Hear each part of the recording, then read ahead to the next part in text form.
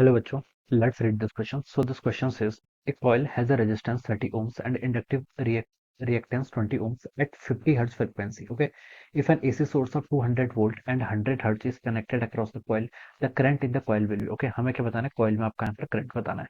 तो देखिए बच्चों, इस क्वेश्चन का की कॉन्सेप्ट क्या लिख सकते हैं? The key concept of this question, हमें देखिए क्या बताना है, करंट इन द कॉइल क्या करना है, पर आपको फाइंड आउट करके बताना है. ओके, और कॉइल देखिए आपकी आइडियल नहीं है बेसिकली, क्योंकि यहाँ पर इसके क्रॉस के आपका रेजिस्टेंस भी गिवन कर रखा है, कितना 30 ओम्स, और इंडक्टिव रेजिस्टेंस भी आपको गिवन कर रखा है. ओके, तो इस क्वेश्चन का की कॉन्सेप्ट देखिए बच्चों क्या लिख सकते हैं, आपका करंट लिख सकते हैं. करंट देखिए किसके इक्वल होगा? करंट देखिए आपका कहलाता है, करंट होगा आपका ई बाई जेड के इक्वल. ओके, जेड की आपकी टोटल इंपीडेंस है, ई के आपकी यहाँ पर, ई आपका यहाँ पर आपका वोल्टेज. ओके, अब क्वेश्चन में देखिए क्या गिवन कर रखा है, इसी सोर्स जिसकी वोल्ट कितनी देर की आपको 200 वोल्ट के इक्वल देर की है, डिवाइडेड बाय जेड. जेड क्या होगा? इंपीडेंस. इंपीडेंस देखिए हम कैसे फाइंड आउट करेंगे, कॉइल के पास रेजिस्टेंस भी है. देखिए कॉइल के पास रेजिस्टेंस कितना गिवन कर रखा है आपको? 30 ओम्स के इक्वल गिवन कर रखा है. ओके, ये रेजिस्टेंस है आर. ओके, और इंडक्टिव रिएक्टेंस कितना आपका 20 ओम्स है एट 50 हर्ट्ज फ्रीक्वेंसी. देखिए बच्चों, जो आपका इंडक्टिव रिएक्टेंस होता है उसको हम एक्सएल लिखते हैं. किसके इक्वल होता है? आपका ओमेगा टाइम्स एल के इक्वल होता है. ओके, इंडक्टर तो आपका कांस्टेंट है, एल क्या होता है आपका? इंडक्टेंस. ये तो कांस्टेंट रहता है, लेकिन आपका ओमेगा क्या करेगा? आपका वेरी करेगा विद द फ्रीक्वेंसी. फ्रीक्वेंसी के साथ क्या करता है? वेरी करता है.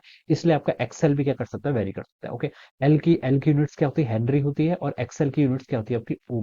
ओम्स होती है. ठीक है, तो हम इसको ऐसे लिखते हैं. अब बोला गया कि देखिए 20 ओम्स है, तो एक्सएल कितना है बच्चों? यहाँ से आपका 20 ओम्स के इक्वल है. इट इज इक्वल टू कितनी फ्रीक्वेंसी पर? 50 हर्ट्ज. मैं फ्रीक्वेंसी को लिख सकता हूँ 2 पाई इंटू ओमेगा क्या होता है? 2 pi into frequency. Okay, frequency कितनी देर की? 50 इंटू आपके कर लीजिए यहाँ से एल कर लीजिए. ठीक है, तो देखिए अब मैं यहाँ से इसको सॉल्व करके क्या लिख सकता हूँ? देखिए, तो आपकी एल की वैल्यू बच्चों यहाँ से इतनी आ जाएगी. ठीक है, तो 2 से देखिए हम इसको सॉल्व करेंगे 10 हो जाएगा.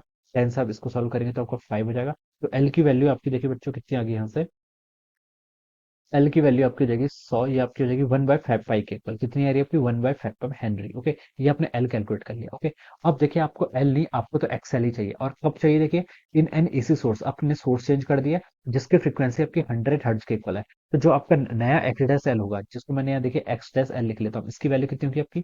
Omega dash into L. L तो आपका कॉन्स्टेंट रहेगा, चेंज क्या करता है? Omega dash. तो इसकी वैल्यू कितनी है? 2 पाई इंटू फ्रीक्वेंसी. फ्रीक्वेंसी देखिए 100 हर्ट्ज बोल रखी है, तो मैं इसके ऊपर 100 लिख लेता हूँ, इंटू आपका एल. एल कितना आपका? 1/5 पाई के इक्वल. ओके, तो इसको देखिए हमसे सॉल्व कर लीजिए. आपका पाई से आपका पाई कैंसिल हो जाएगा, और यहाँ से आपका देखिए 20 टाइम्स होगा, तो 2 इंटू 20 कितना होगा? 40. तो आप इसको लिख सकते हैं, ये हो गया आपका 40 ओम्स. ओके, तो एक्स डैश एल यानी कि जो आपका नया इंपीडेंस है, ये कितना हो गया आपका? सॉरी, आपका जो इंडक्टिव रिएक्टेंस है 40 ओम्स के इक्वल आ गया. और जेड किसके इक्वल होता है? देखिए, आपकी कॉइल है, कॉइल के पास आपका रेजिस्टेंस भी है और एक्सएल भी है. ये कितना आपका? 40 ओम्स. तो हमारा जो नेट इंपीडेंस होगा वो हो जाएगा देखिए रूट ऑफ आर का स्क्वायर प्लस आपका एक्स एल प्राइम का होल का स्क्वायर. ये आ जाएगा. ऑलराइट, तो यहाँ सब जेड देखिए फाइंड आउट कर लीजिए. जेड कितना होगा? आर स्क्वायर यानी कि 30 का स्क्वायर प्लस आपका एक्स प्लस एल का स्क्वायर, हो जाएगा आपका 40 का स्क्वायर.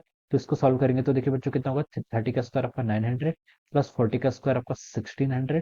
तो ये वैल्यू बच्चों आपको 50 के इक्वल आ जाएगी. ओके, जेड है तो क्या होगी इसकी यूनिट्स की? 50 ओम्स के इक्वल. ओके, तो ये आपका आ जाएगा. तो यहाँ से आप कितना लिख देंगे? 50 ओम्स लिख लीजिए. ये आपका वोल्ट में, तो उसको सॉल्व करेंगे तो बच्चों इसकी वैल्यू आ रही है आपकी 4 एम्पियर के इक्वल आएगा. कितना आपका? 4 ampere. So this will be the answer of this question. Okay, ये आपको कहाँ पर गिवन है? ये आपको ऑप्शन ए में गिवन किया है, तो हम बता सकते हैं कि ऑप्शन ए क्या होगा इस क्वेश्चन के corresponding correct answer. So this is how we will solve this question. So I hope you all understood this concept. All the best and thank you.